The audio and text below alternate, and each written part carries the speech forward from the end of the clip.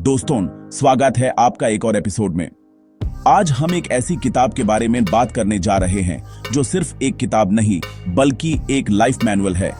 मैं बात कर रहा हूं स्टीफन आर कवे की masterpiece the 7 habits of highly effective people. ये कोई आम सेल्फ हेल्प बुक नहीं है जो आपको प्रोडक्टिविटी हैक्स या क्विक फिक्सेस देगी। नहीं, ये किताब आपके अंदर, आपके कोर तक जाती है। ये आपके कैरेक्टर, आपके परसेप्शन को बदलने की बात करती है।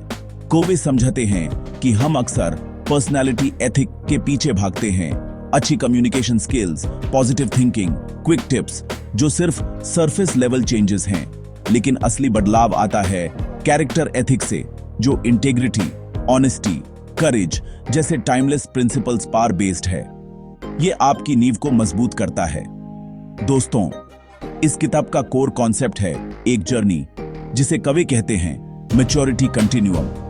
हम सब अपनी जिंदगी की शुरुआत करते हैं डिपेंडेंस स्टेज में, जहां हम दूसरों पर निर्भर रहते हैं जैसे एक बच्चा अपने पेरेंट्स पर। फिर हम आगे बढ़ते हैं इंडिपेंडेंस स्टेज की तरफ, जहां हम अपने फैसले खुद लेते हैं, सेल्फ रिलायंट बनते हैं। ये एक बड़ी अचीवमेंट है, लेकिन ये फाइनल डेस्टिनेशन नहीं है। असली इफेक्टिवनेस आती है इंटरडिपेंडेंस स्टेज में, जहां हम समझते हैं कि हम अकेले सब कुछ नहीं कर सकते। यहां हम दूसरों के साथ मिलकर, कोलैबोरेट करके बड़े और बेहतर रिजल्ट्स हासिल करते हैं। ये वे की सोच है, आई की सोच से ऊपर। ये किताब आपको इस जर्नी पर ले जाती है, डिपेंडेंस से इंटरडिपेंडेंस तक। तो दोस्तों, क्या आप तैयार हैं अपने अंदर झांकने के लिए? क्या आप तैयार हैं उन प्रिंसिपल्स को समझने के लिए जो दुनिया के सबसे सफल लोगों ने अपनी जिंदगी में उतारे हैं? ये हैबिट्स आपके प्रोफेशनल लाइफ, पर्सनल रिलेशनशिप्स और आपके खुद के साथ जो रिश्ता है उसे हमेशा के लिए बदल सकती हैं। ये आपके आसपास की दुनिया को देखने का नजरिया बदल देगी। इसलिए कुर्सी की पेटी बांध लीजिए, दिमाग को खुला रखिए। आज हम बात करेंगे उन 7 आदतों की जो आपकी जिंदगी बदल सकती हैं। दोस्तों, पहली आदत और शायद सबसे जरूरी आदत है बी प्रोएक्टिव। स्वयं पहल करें। इसे समझने के लिए हमें 2 तरह के लोगों के बीच का फर्क समझना होगा, रिएक्टिव लोग और प्रोएक्टिव लोग। रिएक्टिव लोग दोस्तों मौसम की तरह होते हैं। अगर बाहर धूप है तो वो खुश हैं, अगर बारिश हो रही है तो उनका मूड खराब हो जाता है। वो अपने एनवायरनमेंट, अपने हालतों और दूसरे लोगों के बिहेवियर से कंट्रोल होते हैं। उनकी लैंग्वेज ऐसी होती है, मैं क्या कर सकता हूं, मेरा बॉस ही खड़ूस है या मेरी तो किस्मत ही खराब है। वो हमेशा विक्टिम कार्ड खेलते हैं। उन्हें लगता है कि जिंदगी उनके साथ हो रही है, वो जिंदगी को चला नहीं रहे। इसके बिल्कुल ऑपोजिट होते हैं प्रोएक्टिव लोग। प्रोएक्टिव लोग अपने साथ अपना मौसम लेकर चलते हैं। बाहर चाहे धूप हो या तूफान, उनके अंदर शांति रहती है। वो जानते हैं कि उनके साथ जो कुछ भी होता है और वो उस पर कैसे रिएक्ट करते हैं, इन दोनों के बीच एक स्पेस है, एक गैप। और उस गैप में उनकी सबसे बड़ी शक्ति छिपी है, द पावर टू चूज। उनकी शक्ति है उनका रिस्पॉन्स चुनने की। वो सिचुएशंस को ब्लेम नहीं करते, वो रिस्पॉन्सिबिलिटी लेते हैं। उनकी लैंग्वेज होती है, चलो देखते हैं क्या ऑप्शंस हैं या मैं इस सिचुएशन को बेहतर कैसे बना सकता हूं। वो अपनी जिंदगी की गाड़ी के ड्राइवर सीट पर बैठे हैं, पैसेंजर सीट पर नहीं। कवे इस कॉन्सेप्ट को और गहराई से समझाने के लिए 2 सर्कल्स इंट्रोड्यूस करते हैं, सर्कल ऑफ कंसर्न और सर्कल ऑफ इन्फ्लुएंस। आपका सर्कल ऑफ कंसर्न वो सारी चीजें हैं जिनकी आपको चिंता है, ग्लोबल वार्मिंग, पॉलिटिक्स, इकोनॉमी, दूसरों का बिहेवियर। ये वो चीजें हैं जिन पर आपका डायरेक्ट कंट्रोल बहुत कम या बिल्कुल नहीं है। रिएक्टिव लोग अपना सारा टाइम और एनर्जी इसी सर्कल ऑफ कंसर्न में बर्बाद कर देते हैं। वो ऐसी चीजों के बारे में शिकायत करते रहते हैं जिन्हें वो बदल नहीं सकते, और इस प्रोसेस में वो और भी नेगेटिव और बेबस फील करते हैं। प्रोएक्टिव लोग दूसरी तरफ अपना फोकस रखते हैं सर्कल ऑफ इन्फ्लुएंस पर। यह आपका सर्कल ऑफ इन्फ्लुएंस वो चीजें हैं जिन पर आपका कंट्रोल है, जिन्हें आप बदल सकते हैं, जैसे कि आपकी आदतें, आपकी स्किल्स, आपका काम, आपका हेल्थ, आपके रिश्ते। जब आप अपने सर्कल ऑफ इन्फ्लुएंस पर काम करते हैं तो पता है क्या होता है। धीरे धीरे आपका सर्कल ऑफ इन्फ्लुएंस बड़ा होने लगता है। आप ज्यादा केपेबल, ज्यादा कॉन्फिडेंट और ज्यादा इफेक्टिव बन जाते हैं। आप चिंता करने से हटकर काम करने पर फोकस करते हैं। एग्जाम्पल के लिए, ऑफिस पॉलिटिक्स के बारे में चिंता करने की जगह आप अपने काम की क्वालिटी बेहतर करने पर फोकस करते हैं। तो दोस्तों, आपसे मैं एक सवाल पूछता हूं, क्या आप अपनी जिंदगी में एक थर्मोमीटर हैं या एक थर्मोस्टेट? एक थर्मोमीटर सिर्फ रूम का टेम्परेचर बताता है, वो एनवायरनमेंट से कंट्रोल होता है। लेकिन एक थर्मोस्टेट रूम के टेम्परेचर को सेट करता है, वो एनवायरनमेंट को कंट्रोल करता है। रिएक्टिव लॉग थर्मोमीटर्स हैं, प्रोएक्टिव लॉग थर्मोस्टेट्स हैं। हर सिचुएशन में, हर पल आपके पास ये चॉइस है। ट्रैफिक में फेज हुए हैं, आप गुस्सा कर सकते हैं, चिल्ला सकते हैं, रिएक्टिव, या आप उस टाइम को एक अच्छी पॉडकास्ट सुनने में या अपने दिन को प्लान करने में इस्तेमाल कर सकते हैं, प्रोएक्टिव। ये आदत दोस्तों बाकी सारी हैबिट्स की नींव है, फाउंडेशन है। जब तक आप ये विश्वास नहीं करते कि आप अपनी जिंदगी के मालिक हैं, आप अपनी चॉइसेस के लिए जिम्मेदार हैं, तब तक आप बाकी हैबिट्स को आगे नहीं ले जा सकते। तो आज से अपनी लैंग्वेज पर ध्यान दें। मुझे ये करना पड़ रहा है कि जगह बोलें, मैंने ये करने का चुनाव किया है। अगर ऐसा होता तो कि जगह बोलें, मैं ये करूंगा। छोटे छोटे कमिटमेंट्स करें और उन्हें पूरा करें। अपने सर्कल ऑफ इन्फ्लुएंस में काम करें। धीरे धीरे आप देखेंगे कि आप सिर्फ हालातों पर रिएक्ट नहीं कर रहे, बल्कि अपनी जिंदगी को डिजाइन कर रहे हैं। दोस्तों, अब आते हैं दूसरी आदत पर, जो पहली आदत से जुड़ी हुई है। Begin with the and in mind. अंत को ध्यान में रखकर शुरुआत करें। इसका क्या मतलब है? इसका मतलब है कि आप जो भी काम करें, जो भी दिन गुजारें, उसे शुरू करने से पहले आपको यह क्लियर होना चाहिए कि आप जाना कहां चाहते हैं। आपका अल्टीमेट डेस्टिनेशन क्या है? यह आदत लीडरशिप की आदत है। पहली आदत कहती है आप क्रिएटर हैं, और दूसरी आदत कहती है तो क्रिएट करने से पहले ब्लूप्रिंट तो बना लो। हर चीज दोस्तों दो बार बनती है, पहले दिमाग में मेंटल क्रिएशन और फिर रियलिटी में फिजिकल क्रिएशन। इसे समझने के लिए कवि एक बहुत पावरफुल एक्सरसाइज बताते हैं। इमेजिन कीजिए, आप एक फ्यूनरल में जा रहे हैं। आप देखते हैं वहां आपके दोस्त हैं, आपके फैमिली मेंबर्स हैं, आपके कॉलीग्स हैं, सब बहुत शांत और दुखी हैं। फिर आप आगे बढ़ते हैं और कॉफिन के पास जाकर अंदर देखते हैं और आप खुद को वहां लेता हुआ पाते हैं। यह आपका फ्यूनरल है। अब सोचिए, वहां 4 लोग यूलोजी देने वाले हैं। आपका कोई फैमिली मेंबर, आपका एक दोस्त, आपका एक कॉलीग और आपकी कम्युनिटी से कोई। सोचकर बताइए, आप क्या चाहेंगे कि वो लोग आपके बारे में क्या बोलें? क्या आप चाहेंगे कि वो कहें कि आपने बहुत पैसा कमाया, या आप चाहेंगे कि वो कहें कि आप एक लविंग हस्बैंड वाइफ, एक केयरिंग पेरेंट, एक सपोर्टिव दोस्त और एक ईमानदार प्रोफेशनल थे? ये एक्सरसाइज दोस्तों थोड़ी अनकंफर्टेबल है, लेकिन ये आपको लाइफ की सबसे जरूरी चीजों से कनेक्ट करती है। ये आपको शोर से अलग करके आपके कोर वैल्यूज तक ले जाती है। ये आपको बताती है कि आपकी जिंदगी का एंड क्या होना चाहिए, आपकी डेफिनेशन ऑफ सक्सेस क्या है। जब आपको यह पता चल जाता है, तब आप अपने हर दिन को, हर डिसीजन को उस एंड के हिसाब से अलाइन कर सकते हैं। इस क्लैरिटी को पाने का सबसे अच्छा तरीका है एक पर्सनल मिशन स्टेटमेंट लिखना। यह आपकी जिंदगी का संविधान है, एक कंपास है जो आपको हर मोड पर गाइड करेगा। इस स्टेटमेंट में आप लिखते हैं कि आप किस तरह के इंसान बनना चाहते हैं, कैरेक्टर, आप दुनिया में क्या कंट्रीब्यूट करना चाहते हैं, कंट्रीब्यूशन, और आपके जीवन के प्रिंसिपल्स और वैल्यूज क्या हैं, वैल्यूज। जैसे एक कंपनी का मिशन स्टेटमेंट होता है जो उनके हर डिसीजन को गाइड करता है, वैसे ही आपका पर्सनल मिशन स्टेटमेंट आपको गाइड करेगा।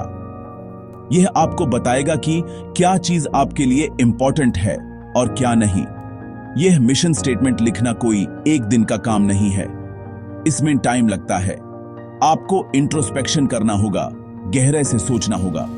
आप अपने अलग अलग रोल्स के बारे में सोच सकते हैं, एक बेटे बेटी का रोल, एक प्रोफेशनल का रोल, एक दोस्त का रोल।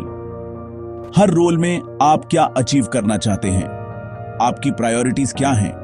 इससे लिखने के बाद इससे रोज पढ़ें। इससे अपने दिमाग में बसा लें। जब भी आप किसी दुविधा में हो, कोई बड़ा डिसीजन लेना हो, तो अपने मिशन स्टेटमेंट को देखें। पूछिए खुद से, क्या यह डिसीजन मेरे मिशन स्टेटमेंट के साथ अलाइन करता है? दोस्तों, अगर आप अंत को ध्यान में रखकर शुरुआत नहीं करेंगे, तो आप एक ऐसी सीधी पर तेजी से चलते जाएंगे जो गलत दीवार पर लगी हुई है। आप बहुत बिजी रहेंगे, बहुत प्रोडक्टिव दिखेंगे, लेकिन जिंदगी के अंत में आपको रियलाइज होगा कि आप वहां नहीं पहुंचे जहां आप जाना चाहते थे। यह आदत आपको वो गलत दीवार पर चढ़ने से बचाती है। यह आपको सुनिश्चित करती है कि आपकी मेहनत सही दिशा में जा रही है।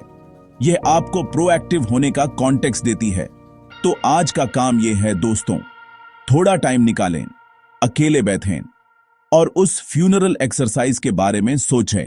सोचिए कि आप अपनी लेगेसी क्या छोड़कर जाना चाहते हैं, आपके लिए सबसे जरूरी क्या है, और फिर एक ड्राफ्ट लिखना शुरू करें। अपने पर्सनल मिशन स्टेटमेंट का पहला ड्राफ्ट। परफेक्ट होने की चिंता मत कीजिए, बस शुरू कीजिए, क्योंकि जब आपको आपका क्यों पता चल जाता है, तो कैसे अपने आप आसान हो जाता है। दोस्तों, पहली दो हैबिट्स ने हमें तैयार किया है। हैबिट 1 ने कहा आप ड्राइवर हैं। हैबिट 2 ने कहा अपना डेस्टिनेशन डिसाइड करें।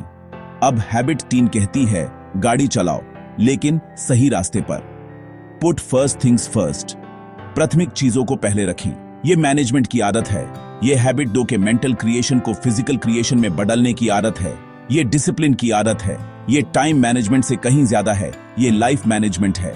यह आपके मिशन को, आपके एंड इन माइंड को रोजमर्रा की जिंदगी में उतारने का तरीका है। इसे समझाने के लिए कवे एक ब्रिलियंट टूल देते हैं जिसे कहते हैं टाइम मैनेजमेंट मैट्रिक्स। इमेजिन कीजिए एक बॉक्स जिसके 4 हिस्से हैं, यानी 4 क्वाड्रेंट्स।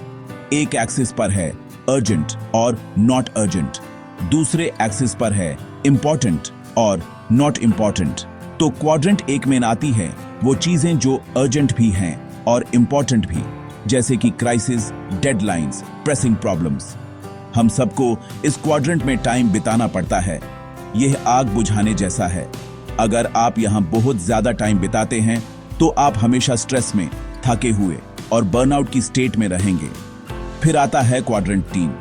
यहां वो चीजें हैं जो अर्जेंट तो हैं, लेकिन इंपॉर्टेंट नहीं हैं, जैसे कि कुछ फोन कॉल्स, कुछ मीटिंग्स, दूसरे लोगों की छोटी मोटी प्रायोरिटीज। ये क्वाड्रेंट सबसे बड़ा धोखा है। इसकी अर्जेंसी हमें फील कराती है कि हम इंपॉर्टेंट काम कर रहे हैं, जबकि असल में हम सिर्फ दूसरों के एजेंडा को पूरा कर रहे होते हैं। ये बिजी होने का इल्यूजन देता है। और क्वाड्रेंट 4 में आती हैं वो चीजें जो ना अर्जेंट हैं, ना इंपॉर्टेंट, जैसे कि माइंडलेस स्क्रॉलिंग, घंटों तक टीवी देखना, टाइम वेस्ट करना। ये टोटल बर्बादी है। तो फिर इफेक्टिव लोग अपना टाइम कहां बिताते हैं? दोस्तों, वो रहते हैं क्वाड्रेंटों में। क्वाड्रेंटों में वो चीजें हैं जो इंपॉर्टेंट हैं लेकिन अर्जेंट नहीं हैं, जैसे कि प्लानिंग, एक्सरसाइज, नई स्किल्स सीखना, रिलेशनशिप्स बिल्ड करना, आराम करना। ये वो चीजें हैं जिन्हें हम अक्सर टाल देते हैं क्योंकि इनकी कोई डेडलाइन नहीं होती। लेकिन यही वो एक्टिविटीज हैं जो लॉन्ग टर्म में सबसे ज्यादा वैल्यू क्रिएट करती हैं। जब आप क्वाड्रेंट 2 में इन्वेस्ट करते हैं तो आपकी प्लानिंग बेहतर होती है, आपकी हेल्थ अच्छी रहती है, आपके रिश्ते मजबूत होते हैं, और इस वजह से क्वाड्रेंट 1 की क्राइसिस अपने आप कम हो जाती हैं। असली चैलेंज है क्वाड्रेंट 3 और 4 को एने कहना, ताकि आप क्वाड्रेंट 2 के लिए हान कह सकें। यह आसान नहीं है। दूसरों को ना कहने के लिए करेज चाहिए। अपने फोन को साइड में रखने के लिए डिसिप्लिन चाहिए। इसके लिए आपको अपने पर्सनल मिशन स्टेटमेंट की क्लैरिटी चाहिए। जब आपको पता है कि आपके लिए फर्स्ट थिंग्स क्या हैं, तभी आप उन्हें फर्स्ट रख पाएंगे। इसका मतलब है कि आपको वीक बाय वीक प्लानिंग करनी होगी। हर हफ्ते की शुरुआत में अपने अलग अलग रोल्स को देखें और हर रोल में 1 या 2 क्वाड्रेंट 2 एक्टिविटीज प्लान करें।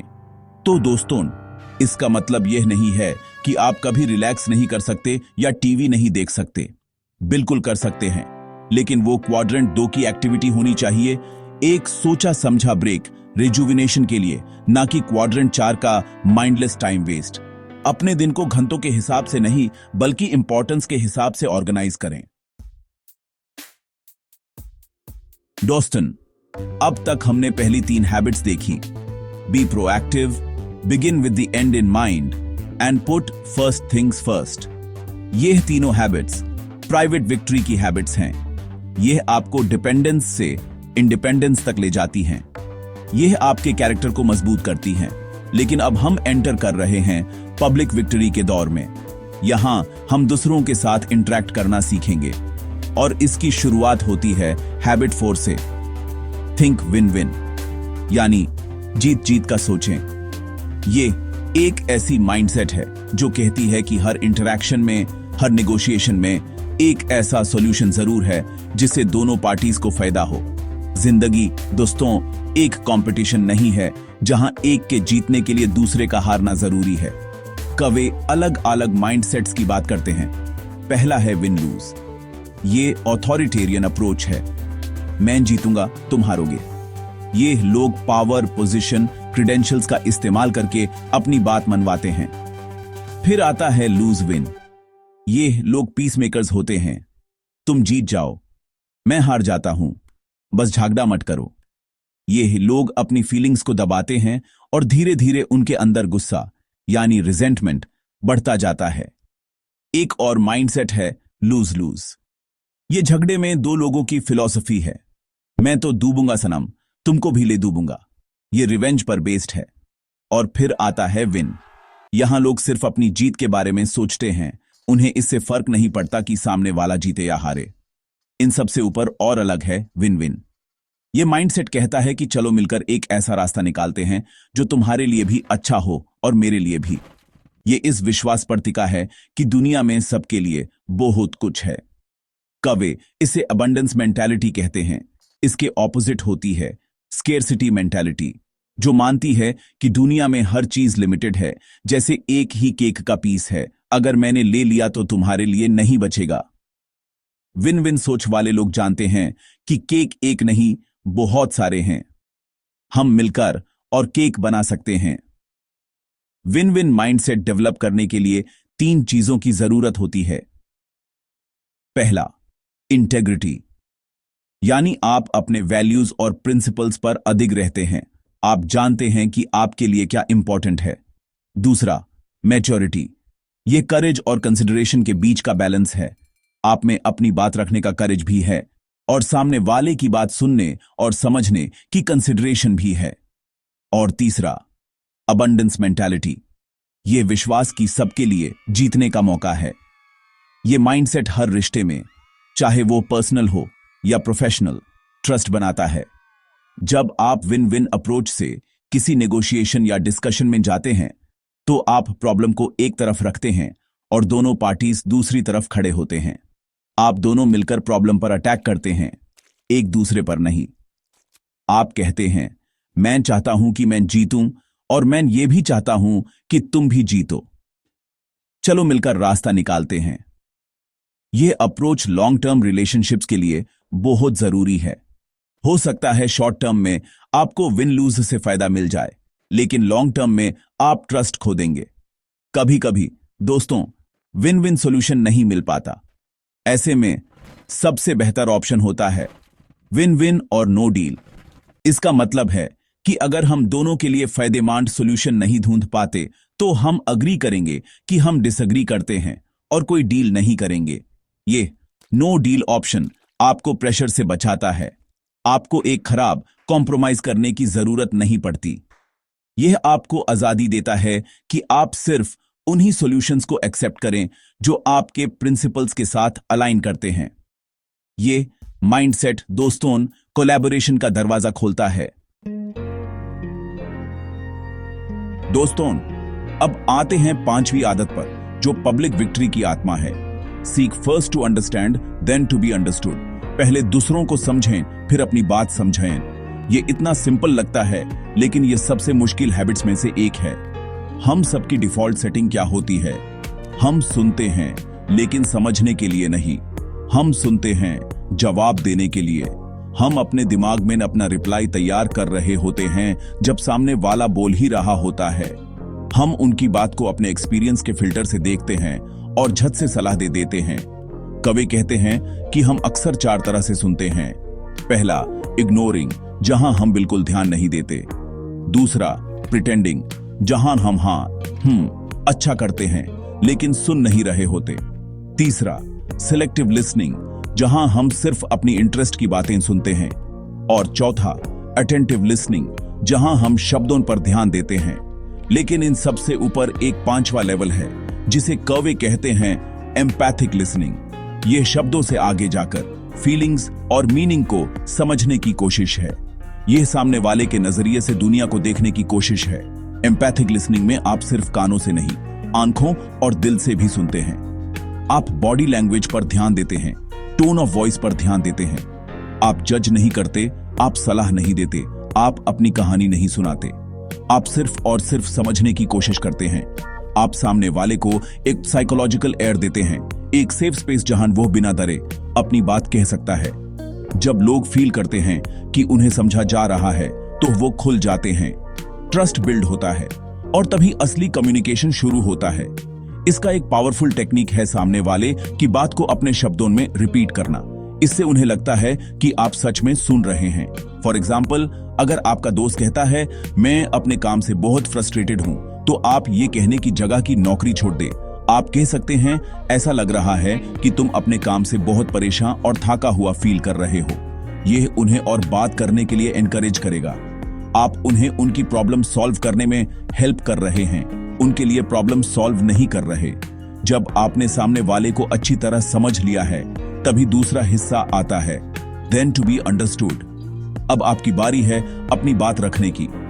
लेकिन अब जब आप बोलेंगे तो सामने वाला आपको सुनने के लिए तैयार होगा, क्योंकि आपने उसे रिस्पेक्ट और अंडरस्टैंडिंग दी है। आपने उसके इमोशनल बैंक अकाउंट में डिपॉजिट किया है। अब आप अपनी बात करेज के साथ, लेकिन सामने वाले के कॉन्टेक्स्ट को ध्यान में रखते हुए रख सकते हैं। ये हैबिट शो विन विन के लिए जरूरी है। आप विन विन सॉल्यूशन तक पहुंच ही नहीं सकते जब तक आप यह न समझें कि सामने वाले के लिए विन का क्या मतलब है। यह आदत दोस्तों हर रिश्ते में जादू कर सकती है। अपने पार्टनर के साथ, अपने बच्चों के साथ, अपने कॉलीग्स के साथ इससे प्रैक्टिस करें।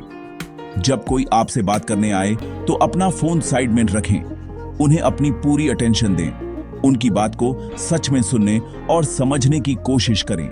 यह सबसे बड़ा गिफ्ट है जो आप किसी को दे सकते हैं। आप उन्हें यह गिफ्ट दे रहे हैं कि वो मैटर करते हैं, उनकी फीलिंग्स मैटर करती हैं। ये आपको एक आम इंसान से एक प्रभावशाली, इन्फ्लुएंशियल इंसान बना देगी। दोस्तों, अब हम आते हैं छठी आदत पर, जो पब्लिक विक्ट्री का क्लाइमैक्स है, सिनर्जाइज, तालमेल बनाएं।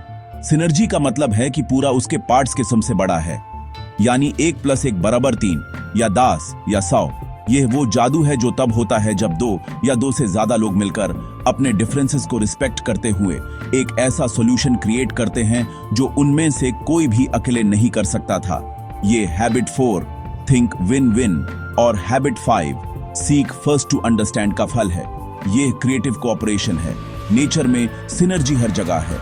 2 प्लांट्स को एक साथ लगाया जाए तो उनकी जड़ें मिट्टी को बेहतर बनाती हैं, और दोनों प्लांट्स अकेले उगाने से बेहतर उगते हैं। सिनर्जी का मतलब कॉम्प्रोमाइज नहीं है। कॉम्प्रोमाइज में 1+1 बराबर 1.5 होता है। दोनों पार्टीज थोड़ा थोड़ा हार जाते हैं। सिनर्जी में दोनों जीतते हैं और एक नया बेहतर रास्ता निकालता है। ये माय वे या योर वे नहीं है, ये आवर वे है, एक हायर वे। सिनर्जी तभी पॉसिबल है जब टीम में डाइवर्सिटी हो, जब अलग अलग लोग अपने अलग अलग पर्सपेक्टिव्स, एक्सपीरियंसेस और स्ट्रेंथ टेबल पर लाते हैं। अक्सर हम डिफरेंसेस से डरते हैं। हमें लगता है कि अगर सब लोग हमारी तरह सोचेंगे तो काम आसान हो जाएगा, लेकिन यह यूनिफॉर्मिटी है, सिनर्जी नहीं। असली मैजिक तब होता है जब आप उन लोगों को ढूंढते हैं जो आपसे अलग सोचते हैं, जो दुनिया को आपसे अलग नजरिए से देखते हैं। उनके पर्सपेक्टिव में ही वो अनमोल इनसाइट्स छुपे होते हैं जो आप अकेले कभी नहीं देख पाते। सिनर्जी क्रिएट करने के लिए आपको पहले हैबिट 5 प्रैक्टिस करना होगा। आपको सबके आइडियाज को बिना जज किए सच में समझने की कोशिश करनी होगी। आपको एक ऐसा एनवायरनमेंट क्रिएट करना होगा जहां हर कोई सेफ फील करे और अपने अजीब या अलग आइडियाज शेयर कर सके। जब लोग डिफरेंसेस को एक थ्रेट की तरह नहीं बल्कि एक अपॉर्चुनिटी की तरह देखते हैं, तभी वो डिफेंसिव होना छोड़कर क्रिएटिव होना शुरू करते हैं। यह माइंडसेट शिफ्ट बहुत जरूरी है। इस प्रोसेस में आप प्रॉब्लम को रिडिफाइन करते हैं। आप एक विन विन माइंडसेट हैबिट 4 के साथ शुरू करते हैं। आप सबके नीड्स और वांट्स को समझने के लिए एम्पैथिक लिसनिंग हैबिट 5 का इस्तेमाल करते हैं। और फिर आप सब मिलकर ब्रेनस्टॉर्म करते हैं, नए ऑप्शंस एक्सप्लोर करते हैं जो पहले किसी ने नहीं सोचे थे। इस प्रोसेस का रिजल्ट अक्सर सबको हैरान कर देता है।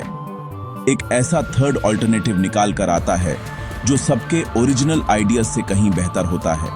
तो दोस्तों, अपनी टीम में, अपनी फैमिली में, अपने दोस्तों के ग्रुप में डिफरेंसेस को सेलिब्रेट करना शुरू करें। जब भी किसी से डिसएग्रीमेंट हो तो उसे एक लादे की तरह ना देखें, उसे एक सिनर्जी क्रिएट करने का मौका समझें। पूछिए, क्या आप मेरी बात को समझने में मेरी मदद कर सकते हैं?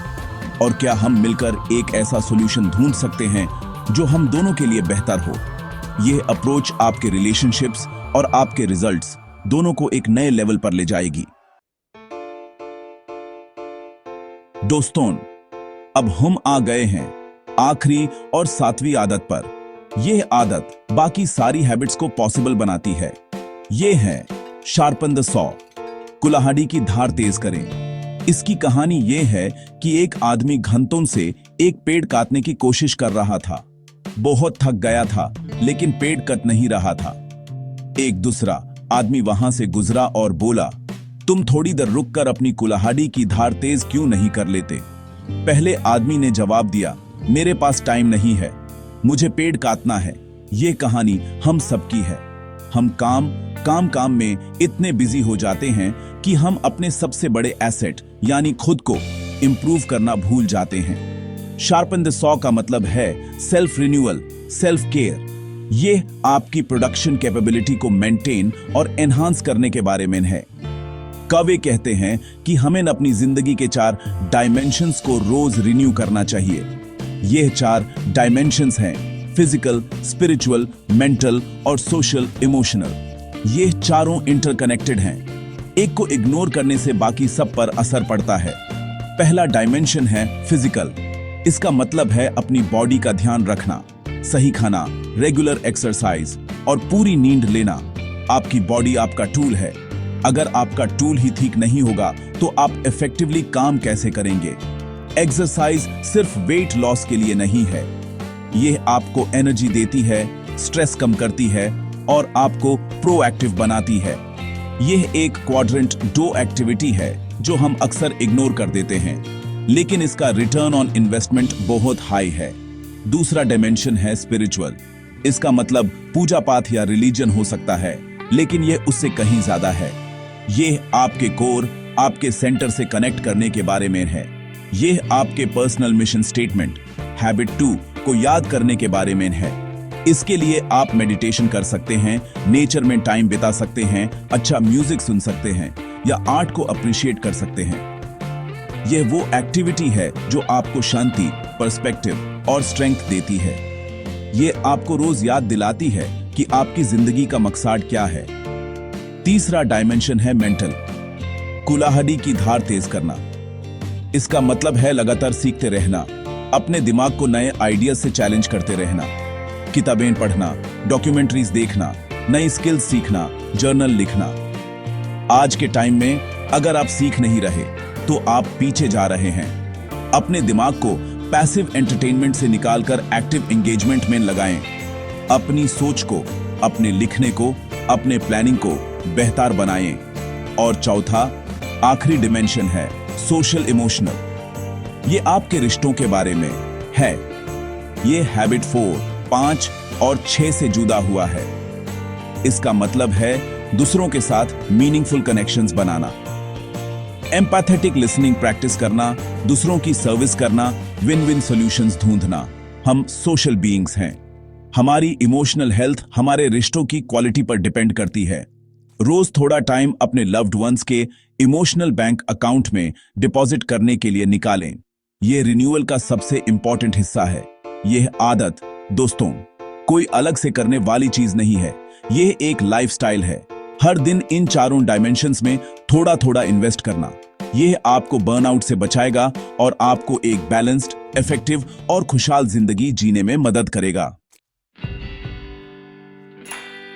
तो दोस्तों, ये थी स्टीफन कोवी की 7 हैबिट्स। ये कोई टू डू लिस्ट नहीं है, ये एक फ्रेमवर्क है, एक माइंडसेट शिफ्ट है। इससे अगर हम समराइज करें तो बहुत सिंपल है।